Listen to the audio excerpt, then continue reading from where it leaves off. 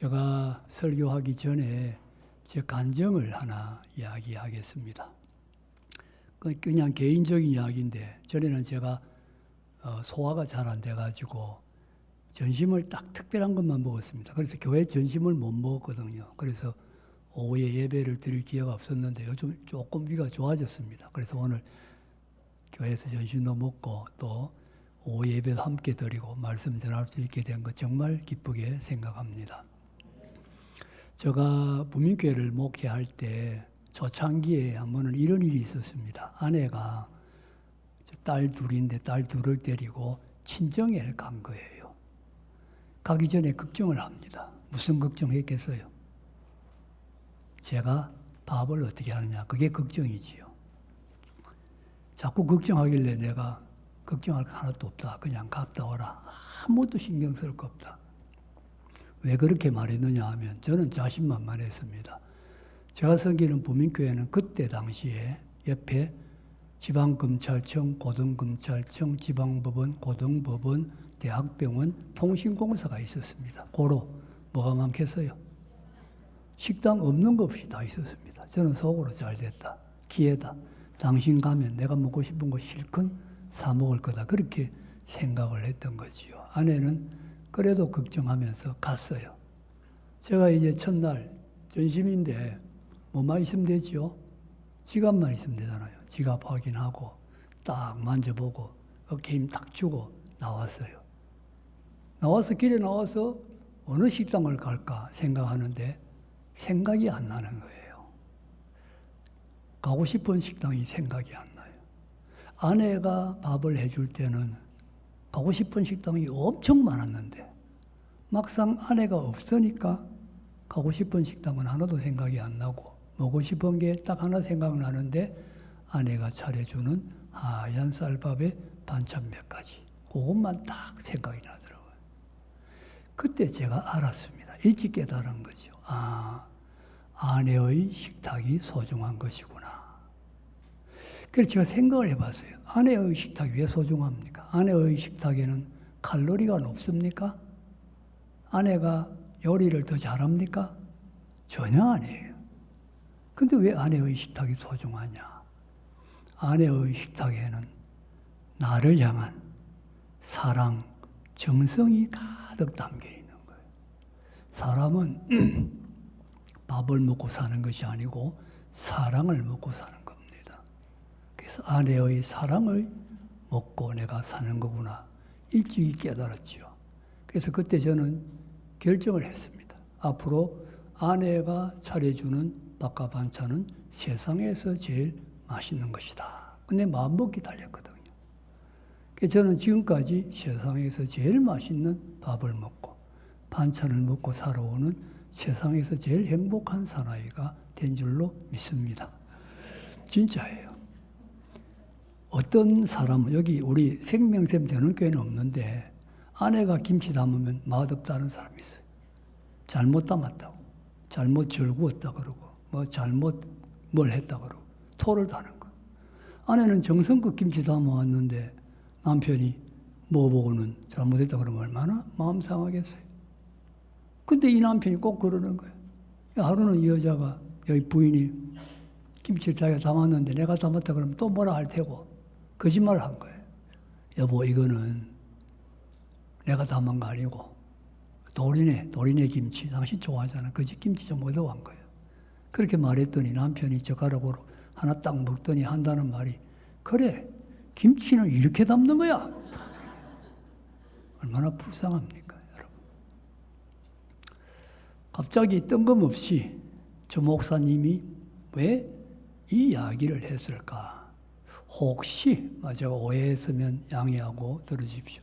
저 설교를 들으면서 여러분 중에 야, 저 목사님 설교 참 잘한다, 그런 생각을 하신 분이 있을지도 모르겠어요.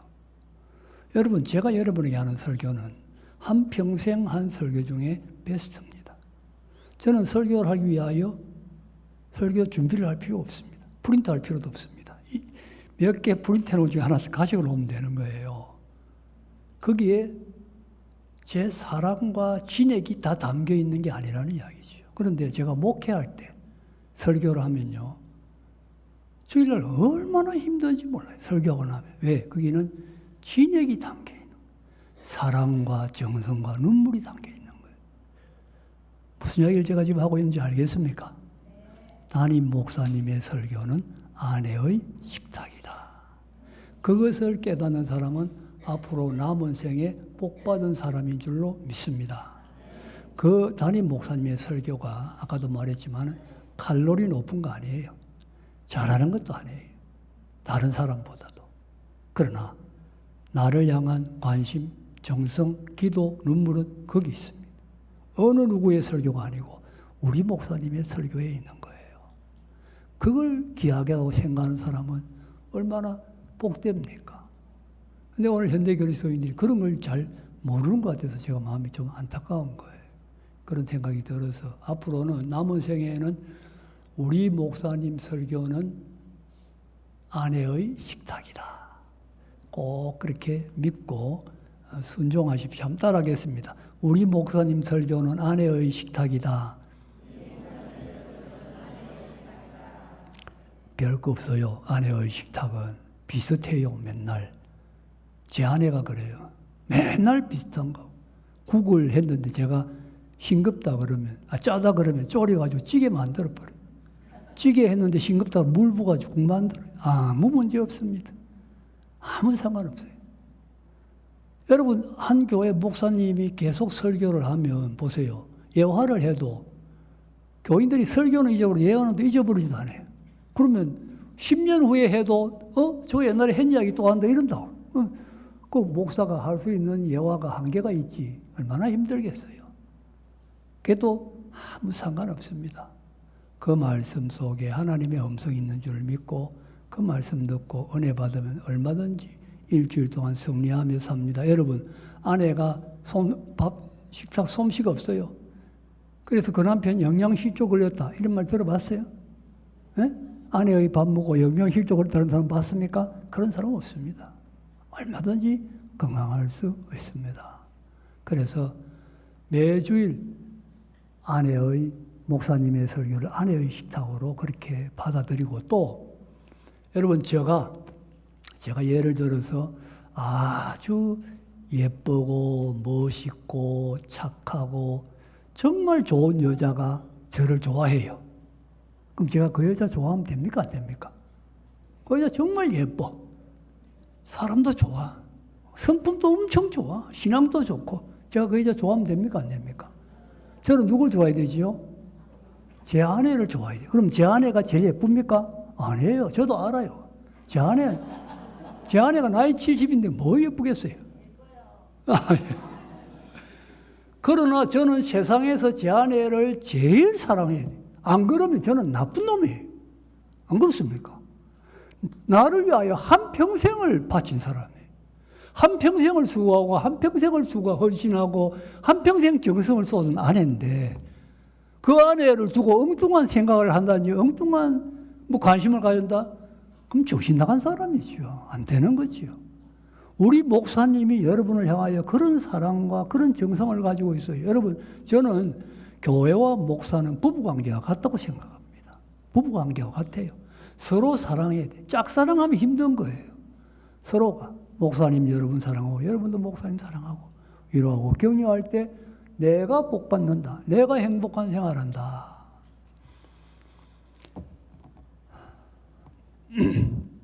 오늘 설교로 들어가겠습니다.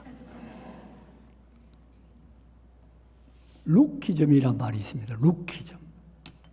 들어보신 분 손 한번 들어보세요. 루키즘이란 말 들어보신 분. 아무도 없네. 당연한 겁니다. 왜? 없던 말이에요, 옛날에. 지금은 있습니다. 지금은 사전에도 나옵니다. 옛날에는 저런 말이 없었습니다. 이게 한 40년 전부터 생겼고 정확하게는 2000년 8월 27일 날 뉴욕타임스의 윌리엄 셰파이어라는 칼럼니스트가 저 단어를 쓰면서 저 단어의 의미를 썼는데 그때부터 공식적으로 저게 용어가 되고 사전에도 실렸어요. 무슨 뜻이냐? 윌리엄 셰파이어가 쓴 말에 의하면 옛날에는 한 사람이 성공하기 위해서 필요한 것이 실력, 또 인맥, 재력, 배경, 미국이니까 인종 이런 거였다는 거예요. 그런데 언제부터인가 한 사람이 성공하기 위해서 제일 중요한 요소 중에 하나가 외모가 되었다. 외모. 룩은 보다예요. 보다고 이 점은 주의거든. 보는 게 최고라고 여기는 주의. 그게 루키즘이에요. 근데 이게 실제로 그런 사회가 지금 됐거든요. 지금 외모가 최고다. 이런 사회가 됐다는 거예요. 그래서 외모 지상주의, 우리말로 그렇게 볼 수 있는 단어가 루키즘입니다. 2013년도에 서울중앙대학교에서 수도권 전문대학 재학 중인 여대생 439명을 대상으로 설문조사를 했습니다. 여대생 439명. 인생 사는데 외모가 중요하냐 질문에 그렇다는 대생이 97.9%, 거의 100%죠. 외모가 중요하다. 답을 했습니다. 성형 시술하고 수술하고는 좀 다른 것 같아요. 수술은 칼을 대는 거고 시술은 얼굴에 뭘 좀 대면 다 시술에 들어가는데 성형 시술 상담 받아본 적이 있느냐? 있다는 사람이 45.1%, 거의 절반이죠. 성형 시술을 받아본 적이 있느냐? 35.1%가 있다. 여대생의 3분의 1이 성형 시술을 받았다는 거예요. 도움이 되었느냐? 그렇다고 하는 사람이 94.4%. 이게 지금 우리의 현주소, 외모에 얼마나 관심을 갖고 있느냐는 것을 보여주지요. 여러분, 금수저, 은수저, 흑수저 이런 말 들어보셨죠? 금수저가 최고잖아요. 금수저 위에 하나 더 생겼어요. 아시는 분? 금수저보다 더 최고, 더 좋은 것. 다이아몬드 수저 아니에요. 금수저보다 더 최고는 얼수저랍니다. 얼수저. 얼수저가 뭐냐? 얼굴 잘생긴 사람. 얼수저의 대표가 차은우예요. 차은우. 여러분 차은우 아시죠?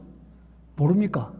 야, 우리 생명샘 전원교회는 차은우도 잘 모르는가 본데 저는 차은우 아는데 얼굴 잘생긴 우리나라의 대표래요. 그 친구가 군에 갔거든요. 군에 갔는데 엄마들이 이제 자기 아들 군에 간다고 따라온 거예요. 훈련소 앞에. 따라온 엄마들이 자기 아들 이제 군에 보내려고 따라와 놓고는 차은우 왔다 하니까 전부 그 몰려가가지고 차은우하고 사진 찍으려고 그 신문에 났어요. 그게 얼수죠. 얼굴 잘생긴 게 최고다. 사람이 어느 정도 외모에 갖는 것은 당연한 것입니다. 외모에 관심 갖는 것은 당연한 것입니다. 그러나 외모에 너무 관심을 갖다가 보이지 않는 속에 있는 것을 소홀히 할 때 문제가 생깁니다. 우리 인생을 두고 생각해 보십시다. 인격, 믿음, 성품, 사람됨 눈에 보입니까? 안 보입니다. 그런데 이게 사실은 얼마나 중요합니까? 이게 눈에 보이는 것보다 훨씬 더 중요하지요. 외모 지상주의, 루키즘 우리가 경계해야 합니다. 오늘 읽은 이 성경 말씀 여러분 잘 아시죠? 열처녀 비유인데 이 비유를 이해하려면 주님 당시에 유대인들의 결혼 문화를 좀 알아야 됩니다. 유대인들은 결혼식을 밤에 했습니다. 이유는 기후 때문입니다. 낮이 너무 더워요. 그러나 습도가 높지 않습니다. 해만 지면 시원한 거예요. 그러니까 시원한 저녁, 그러다 보니까 밤에 결혼식을 했습니다. 결혼식을 시작하는데도 독특한 풍습이 있습니다. 신랑이 신부집을 찾아오므로 날짜는 물론 정확하게는 안 정해도 정합니다. 그리고는 이제 신랑이 찾아옴으로 시작하는데 고대 근동 문화는 귀한 손님을 오면 집에서 맞이하는 것이 아니었습니다. 언제나 길에 나가서 맞이해서 모시고 들어오는 것이 문화였어요. 신랑이 얼마나 귀합니까? 그러니까 신부 측에서 신부 친구들이 나가서 신랑을 맞이하고 모시고 오는 거예요. 그러니까 오늘 열처녀는 친구라는 걸 알 수 있죠. 신랑을 맞이하러 나간 친구다 알 수가 있습니다. 밤에 오기 때문에 지금처럼 뭐 불빛이나 이게 아무것도 없습니다. 등을 안 들면 아예 다닐 수가 없습니다. 그래서 등을 들어야 나갈 수가 있었습니다. 또 한 가지 더 기억할 것은 그래가지고 신랑이 와서 함께 들어가면 문을 잠가 버렸습니다. 왜? 치안이 안전하지 않을 때 강도가 많습니다. 신부를 훔쳐가는 강도까지 있었다고 합니다. 그러니까 안전을 위하여 딱 들어오면 아예 문은 잠그어 버렸습니다. 자, 오늘 본문으로 돌아가서 여기 열 처녀가 신랑을 기다리는 것은 성도들이 주님의 재림을 기다리는 것입니다. 그런데 신랑이 안 오는 거예요. 아무리 기다려도 안 와요. 안 와서 아이고 오늘은 안 오는가 보다 하고 전부 이제는 잠을 자려고 했습니다. 아니 잠에 빠져 들어갔습니다. 그때 신랑이 왔지요. 이게 무슨 이야기입니까? 예수님은 모든 성도들이 이제 안 오는가 보다 생각할 때 오신다는 진리입니다. 제가 어릴 때만 해도 재림에 관한 설교 많이 들었습니다. 재림 찬송도 불렀습니다. 잠시 동안 이 세상 더 살면 항상 찬송 부르. 그때 중학생인데 제가 중학생이 뭘 잠시 동안 이 세상 더 살면 왜 불렀는지 모르겠는데 열심히 불렀어요. 그때는 재림에 관한 찬송 많이 불렀어요. 지금은 아무도 안 부릅니다. 재림 설교도 아무도 안 합니다. 이때 주님이 오신다 그런 뜻이지요. 자, 그러면 주님을 맞이하기 위해서는 뭘 준비해야 됩니까? 등을 준비해야 된다. 등을 준비하지 않고는, 등불을 들지 않고는 신랑을 맞을 수가 없습니다. 등불을 준비해야 됩니다. 우리 본문에 슬기로운 다섯 처녀, 미련한 다섯 처녀가 다 똑같이 등을 준비를 했습니다. 그런데 슬기로운 처녀는 맞이하러 나갔고 미련한 처녀는 못 나갔습니다. 왜 못 나갔지요? 등은 준비했는데 뭘 안 했지요? 기름을 준비를 안 했습니다. 어떤 사람은 그런 설교들은 기억이 나는데 슬기로운 다섯 처녀는 깨어 있었고 미련한 다섯 처녀는 잤다 그러는데 성경에 그런 말 없습니다. 성경에는 다 졸며 잤다. 슬기로운 처녀, 미련한 처녀 다 잤어요. 잤는데 뭐가 달랐느냐? 슬기로운 처녀는 기름을 준비해 놓고 잤고 미련한 처녀는 등만 준비하고 기름 없이 잤다는 것이 달랐습니다. 자, 그러면 기름이 중요하잖아요. 기름이 뭐냐?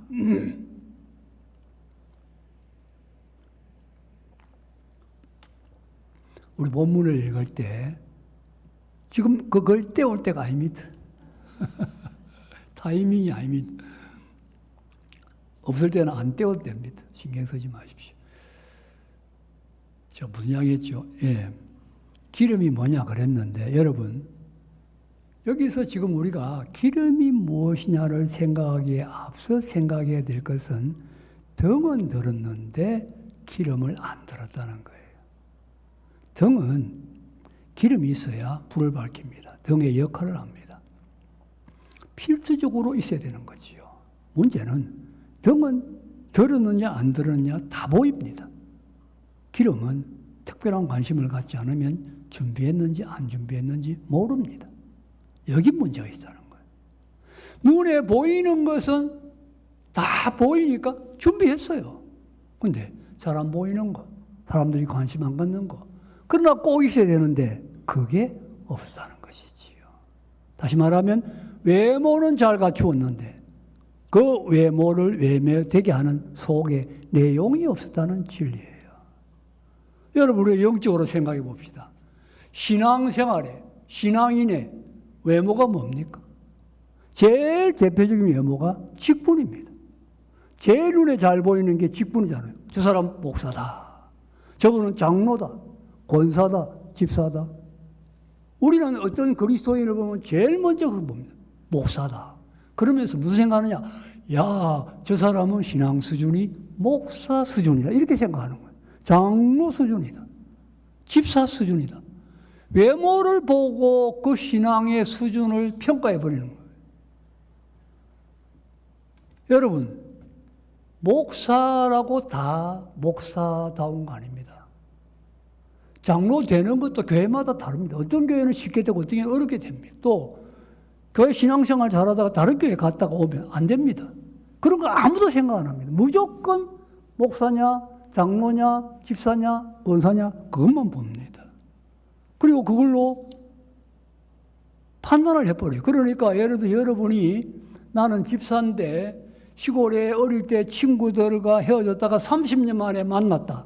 만났는데 전부 장로고 나는 집사다. 무슨 생각 듭니까? 기 안 죽겠어요? 기 죽습니다. 나만 신앙생활 잘 못한 것 같아. 다 장로인데. 오래간만에 우리 여자분들이 만났는데 한 3, 40만 원 전부 권사인데 나는 집사야. 나 혼자 신앙생활 못한 것 같아요.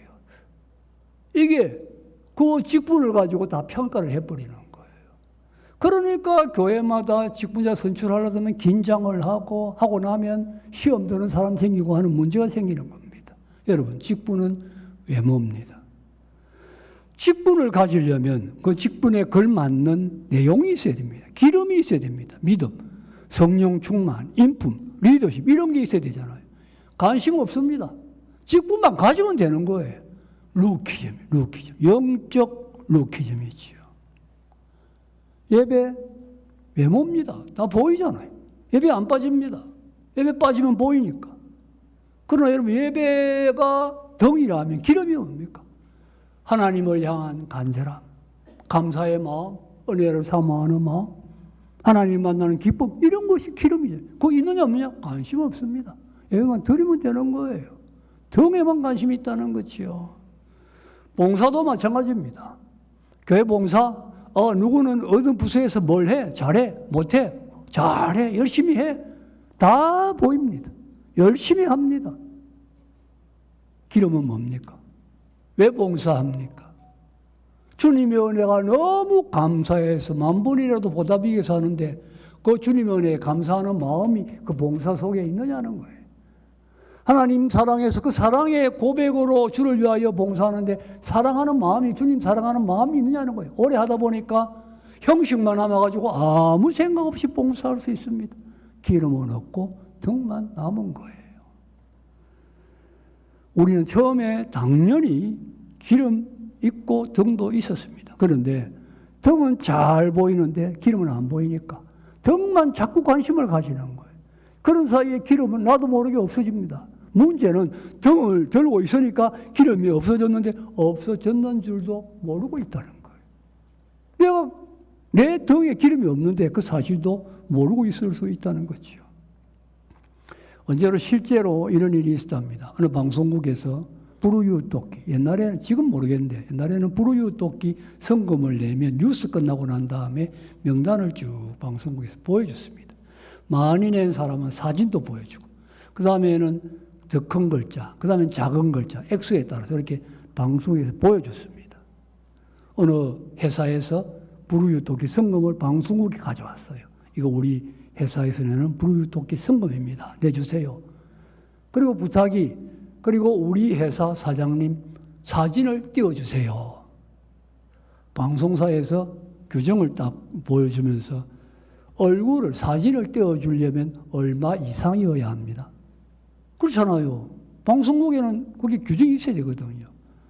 그런데 이 액수는 그만큼 규정상에게 안 되기 때문에 사진을 못 띄워주고 이름만 나갑니다. 그랬더니 그 회사에서 돈 싸들고 가져갔대요.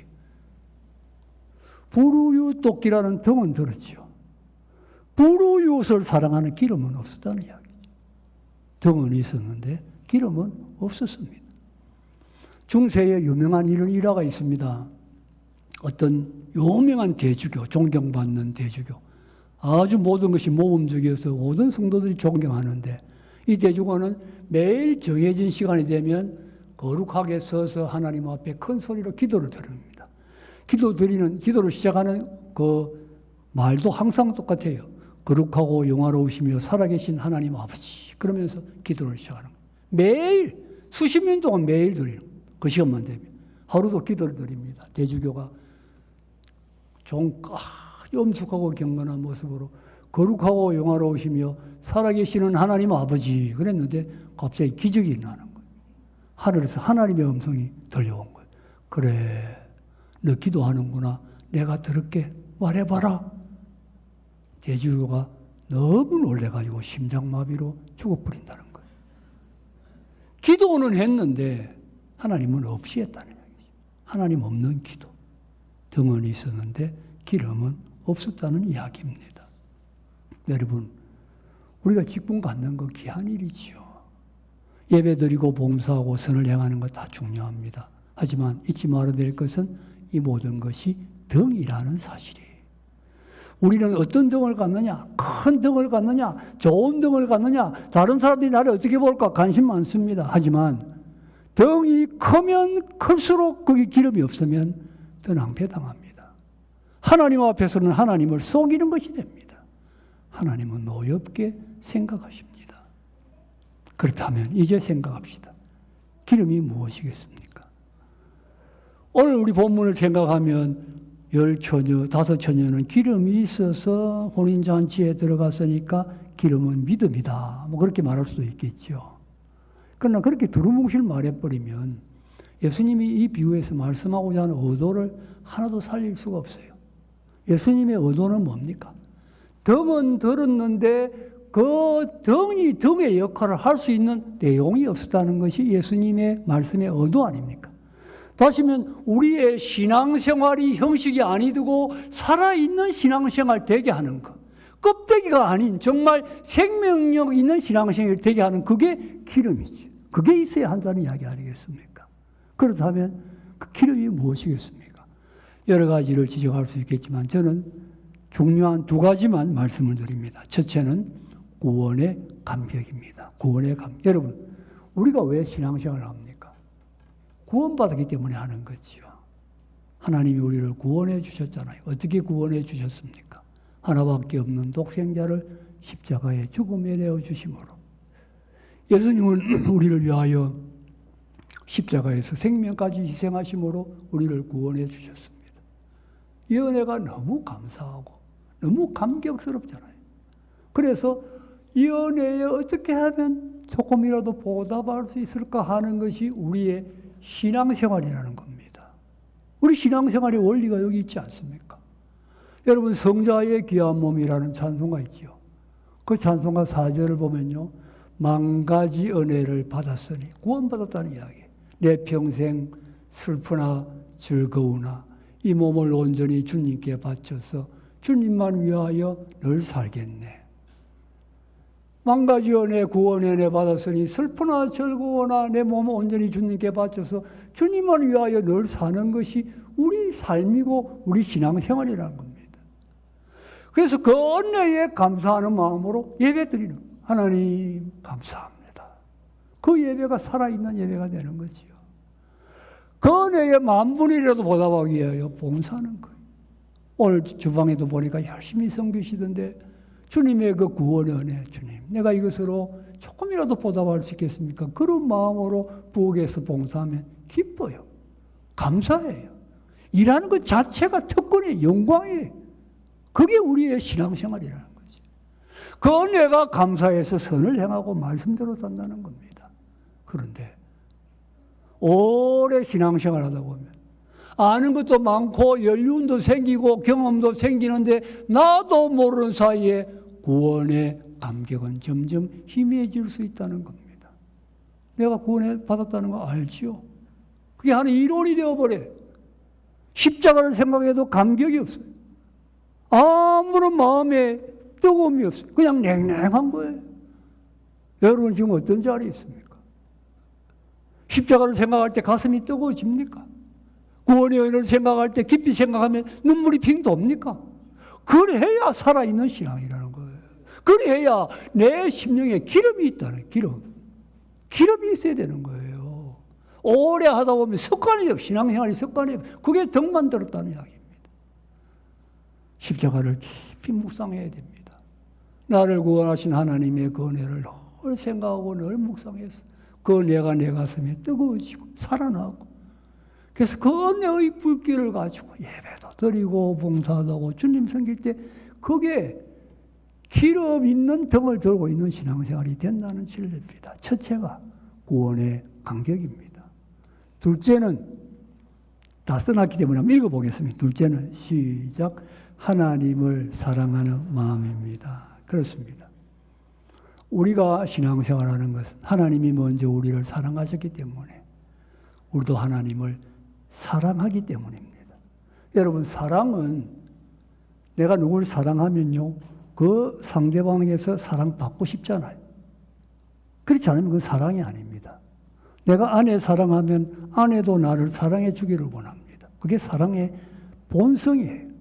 하나님의 사랑도 하나님 우리를 사랑하니까 너도 나를 사랑하라. 그게 하나님의 마음이에요. 그래서 하나님 우리 주신 크고 첫째 되는 계명이 뭡니까? 마음과 뜻과 성품을 다하여 주 너의 하나님을 뭐하라고요? 사랑하라. 하나님이 내 사랑을 받고 싶어하는 거예요. 그래서 내가 하나님을 사랑하는 겁니다. 하나님의 사랑을 먼저 받았으니까 그 사랑하는 마음으로 예배 드리는 거예요. 예배가 뭡니까? 하나님 사랑합니다. 감격, 그 사랑을 올려드리는 거죠. 그 사랑의 마음으로 교회 섬기는 거예요. 여러분 자녀들 사랑하는 게 자녀들 섬기지 않습니까? 주님 사랑하니까 주님의 몸된 교회 섬기는 거예요. 그 사랑하는 마음으로 하나님 앞에 말씀대로 바르게 사는 거죠. 문제는 이 사랑도 처음에는 참 하나님의 사랑, 주님의 사랑을 생각하면 가슴이 뜨겁고 눈물이 핑 돌았는데 오래 예수 믿으면 점점 식어질 수 있다는 거예요. 싸늘해질 수 있습니다. 여러분 한번 조용히 생각해 보세요. 내가 주님을 사랑하고 있느냐? 내가 교회 봉사를 몇 년이나 했는데 내가 어느 파트에서 얼마나 일을 많이 했는데 그거 아니 말고 내 마음 중심에 하나님 사랑하고 있느냐? 주님 사랑하고 있느냐? 여러분 주님 사랑하고 있습니까? 정말 주님 사랑하고 있습니까? 내가 주님을 사랑하는지 안 하는지 잘 모르겠다. 사랑의 가장 중요한 특징은 사랑하면 그 세상을 생각할 때 좋아요. 기쁩니다. 누구를 생각할 때 마음이 기쁘면 그 사람 사랑하는 거예요. 누구를 생각하는데 짜증나면 그 사람 미워하는 거예요. 사랑하는 대상은 생각하면 기뻐요. 우리 할아버지들 손자 영상 봐도 얼마나 좋습니까? 사랑하니까. 저 손자 낳고 저는 부산 살고 손자는 서울 살거든요. 동영상 그거 누워가지고 혼자서 밤에 자기 전에 보고 웃고 그랬어요. 왜? 사랑하니까. 그렇게 좋더라고. 마찬가지입니다. 주님 사랑하면 주님 생각할 때 마음이 좋아요. 기뻐요. 구주를 생각만 해도 이렇게 좋거든. 저는 제일 부러워하는 찬송가가 그 찬송가 가사입니다. 찬송가 중에 제일 부럽다. 그 사람. 이 사람은 구주를 생각만 해도 좋다. 얼마나 사랑했으면. 그 마음이 너무 부럽습니다. 이런 마음으로 주님을 사랑해야 돼. 그게 기름이에요. 기름. 그 주님 사랑하면 예배드리고 봉사하고 헌신하고 신앙생활이 기쁘고 감격스럽지요. 주님을 사랑해야 됩니다. 자, 본문으로 돌아가서 5처녀, 10처녀가 나가는데 10처녀, 5처녀는 기름이 있고 5처녀는 기름이 없어요. 기름 없는 처녀가 빌려달라. 안 된다. 사라. 가서 사가지고 왔더니 그때 신랑이 와가지고 들어가 버리고 문 닫아 버렸어요. 밖에서 문을 두드렸더니 안에서 나는 너희를 알지 못한다. 차가운 음성만 들려왔어요. 무슨 뜻입니까? 지금 기름 준비하라는 거죠. 늦어지면 안 될 수 있다. 미루지 마라. 지금 기름 준비해라. 여러분 지금 결심하세요. 지금 구원의 감격을 남은 생에 회복하는 신앙생활을 하겠습니다. 또 주님 사랑하는 마음을 날마다 더 회복하겠습니다. 내 평생의 소원이 주님을 더 사랑하고 내 평생의 가장 큰 기도 제목 주님 더 사랑하는 거 되겠습니다. 이런 결단으로 신앙생활할 때 여러분의 등잔에 기름이 환하게 채워져서 덕불이 밝게 빛나게 될 것이고 살아있는 능력 있는 신앙생활을 하는 여러분 다 될 줄로 믿습니다. 이 아름다운 은총이 여러분의 심령에 충만하기를 주님의 이름으로 축복합니다. 기도하겠습니다. 하나님